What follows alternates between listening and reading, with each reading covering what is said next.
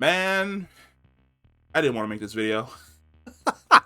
I'll be 100% honest with you. Like, I was just gonna relax, wait until Eternals officially came out so that I can go watch it, and essentially, like, give a review of how I felt about it. But I feel as though there are certain things that need to be addressed before the movie comes out.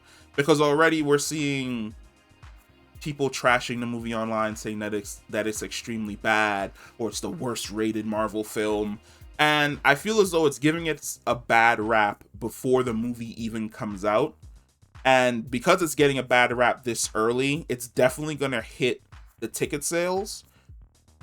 If it hits the ticket sales and then Marvel sees that it underperforms, it can cause a situation where Marvel decides not to take any more risks when it comes to their movies and to just default back to the generic formula, which eventually the generic formula is going to burn out because nothing's ever going to beat the original run.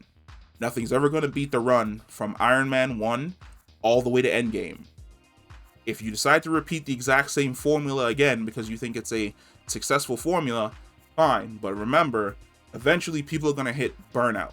So saying that the film is extremely different in regards to a Marvel film and that's a bad thing, you can fall on either side of the fence. Either you like something new or you want them to keep regurgitating the exact same thing to you over and over and over again until you get bored. I like steak. I don't want to eat steak every single day. There are those times where I want to sit down and watch a movie like Avengers Endgame. Great. There are other times where I want to sit down and watch a movie like Iron Man 2 or Ant-Man or go and watch Loki or go and watch Ant-Man and the Wasp. There are different things that hit for me at different point in times. But we're going to focus on one of the major issues that I think the Eternals movie is currently dealing with that is not their fault, which it is actually the fault of Disney. So we're going to jump back a couple years and talk about James Gunn. Initially, James Gunn was supposed to be the person in charge of crafting the cosmic side of the MCU. And what I mean is, because of the Guardians of the Galaxy basically operating in space, it was decided that the Guardians of the Galaxy movies, or any movie which originated in space, like let's say Captain Marvel, or I think Captain Marvel is the only other movie that's in space, right? Yes, it is. Damn. It's kind of sad. Would have references to other things going on in the MCU's greater universe. So for the Guardians of the Galaxy movies, we saw the Kiln prison, we saw the Kree, we saw the introduction of basically the Chitauri, we saw what are their names?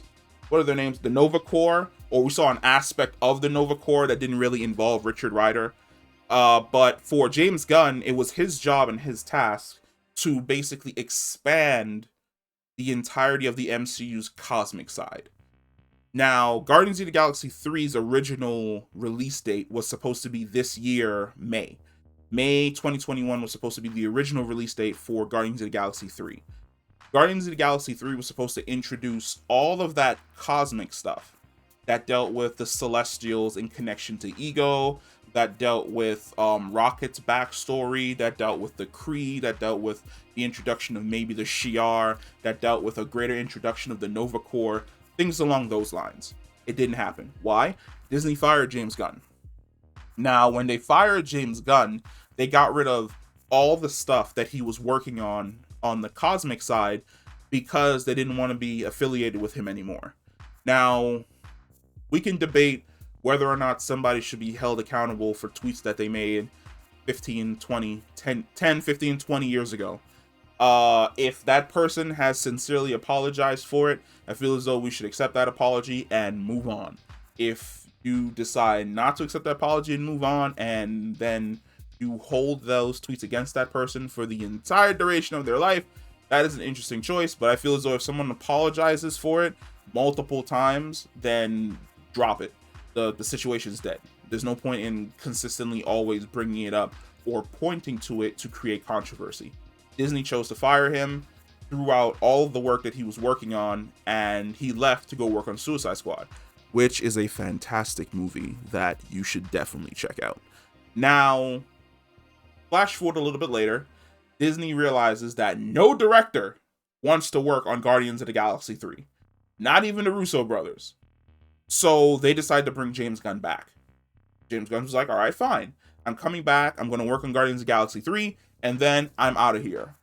Disney was like, well, you can maybe work on the cosmic stuff. No. James Gunn refused, so there was nothing for Disney to pull from on the cosmic side of things. Enter Chloe Zhao. Now, please don't tell me I'm messing up her name. Like, I'm not, right? I would really hate. I'm not. Good. Enter Chloe Zhao.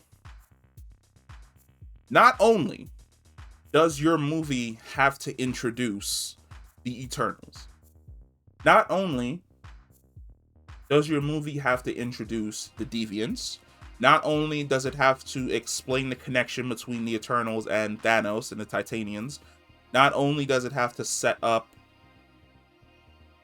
the movies down the line, not only does it have to introduce all of the individual characters and what they've been through living with humans throughout all of time, but you literally have to introduce the entire cosmic background in your movie because it was not introduced in the movie that was originally supposed to be before yours.